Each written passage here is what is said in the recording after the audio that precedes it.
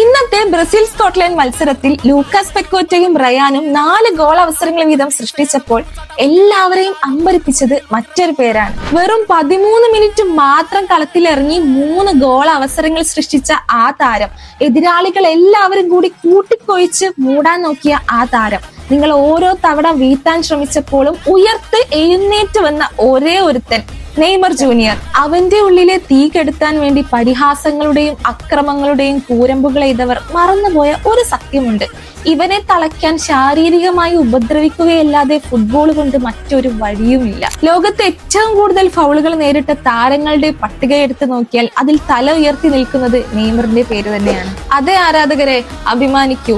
നിങ്ങൾ പിന്തുണയ്ക്കുന്നത് വെറും ഒരു താരത്തെയല്ല, മുറിവേൽക്കും തോറും ആളിപ്പടരുന്ന, വീഴും തോറും കൂടുതൽ ഉയരത്തേക്ക് പറക്കുന്ന ഒരു അഗ്നിപർവ്വതത്തെയാണ്.